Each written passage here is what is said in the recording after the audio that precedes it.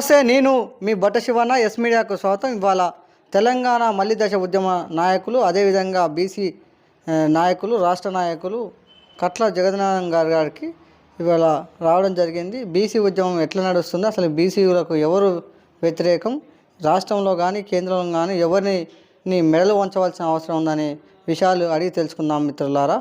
నమస్తే సార్. నమస్తే శివన్న. ఇవాళ తెలంగాణలో బీసీ ఉద్యమం ఉవ్వెత్తున నడుస్తుంది.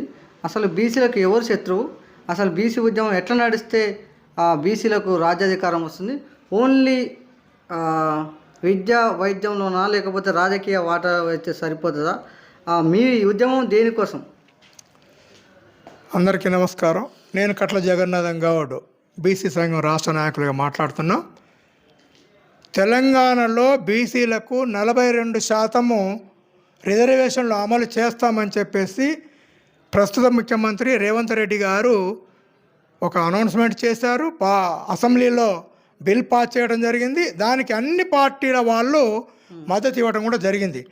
బీఆర్ఎస్ వాళ్ళు మద్దతు ఇచ్చారు, బీజేపీ వాళ్ళు మద్దతు ఇచ్చారు, కాంగ్రెస్ వాళ్ళు మద్దతు ఇచ్చారు, మరి సిపిఐ మద్దతు ఇచ్చింది, సిపిఎం వాళ్ళు అందరూ అన్ని పార్టీల వాళ్ళు మద్దతు ఇచ్చారు. కానీ మరి కోడి పోయింది, మాది కోడి పోయింది. చుట్టుపక్కల బాబనీళ్ళు మా నడమ కోమటోళ్ళ ఇల్లు ఉంది. మరి కోడి పోయింది. కోడి ఎక్కడ పట్టాలి? ఎక్కడ ఉన్నది కోడి, అయితే ఉన్నది, దాన్ని పట్టాలి. కాబట్టి ఒక విషయం ఏంటంటే 9th షెడ్యూల్లో తమిళనాడు గవర్నమెంటు 9th షెడ్యూల్లో కేంద్ర మెడలు వంచి అన్ని పార్టీల వాళ్ళు ఏకదాటి మీదకి వచ్చేసి వాళ్ళు రిజర్వేషన్ సాధించుకున్నారు. ఇక్కడ బీసీలో మేము రాజ్యాంగ నిపుణులు, రాజ్యాంగ నిర్మాతకర్త డాక్టర్ బిఆర్ అంబేద్కర్ గారు ఏం చెప్పారంటే, ఎవరెంతో వారికంతా.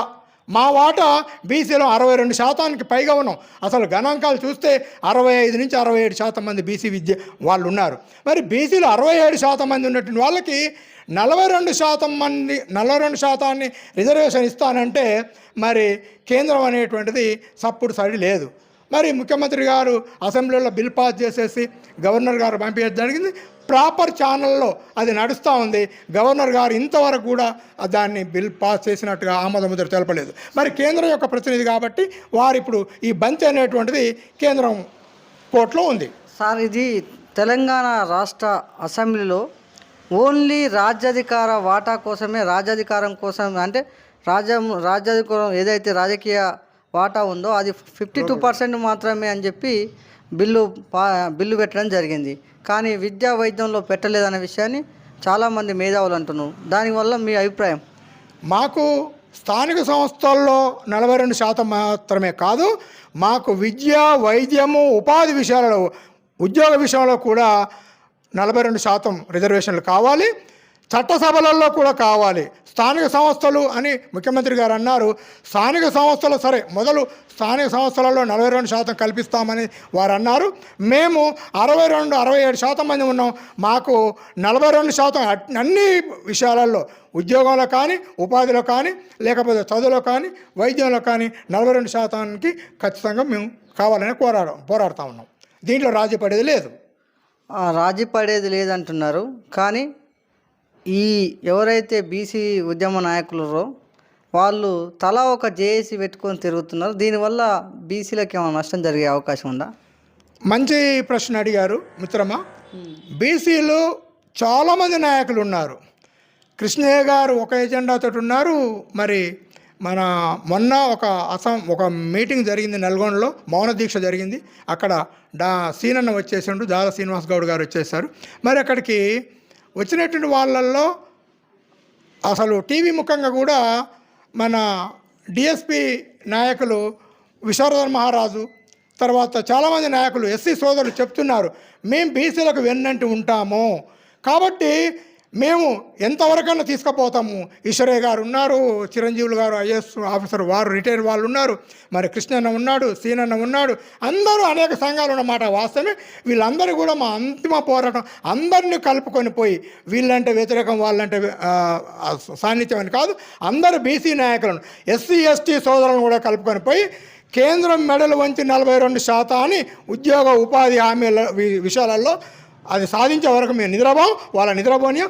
దశల వారీగా మొన్న సీనాన్ అన్నాడు, దశల వారీగా ఈ నెల నుండి జనవరి దాకా అవసరమైతే అక్కడికి ఢిల్లీకి కూడా పోతాం, ముఖ్యమంత్రి గారిని అభ్యర్థిస్తాం.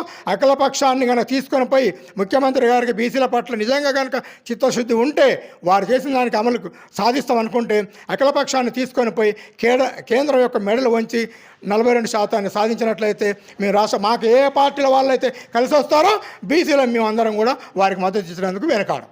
అయితే అంతిమంగా నేను ఏమంటానంటే, ఒకవేళ రేపు పొద్దుగాల బీసీ రిజర్వేషన్ బిల్ అనేది కేంద్ర ప్రభుత్వం ఇవ్వకపోతే మీ అంతిమ లక్ష్యం ఏంది? కేంద్ర ప్రభుత్వం కనుక బీసీ ప్రధానమంత్రిగా చెప్పుకున్న నరేంద్ర మోడీ గారికి మేము ఒక విజ్ఞప్తి చేస్తూ ఉన్నాం. బీసీల పట్ల మీకు చిత్తశుద్ధి ఉంటే తెలంగాణలో అడ్డెవరు మీకు?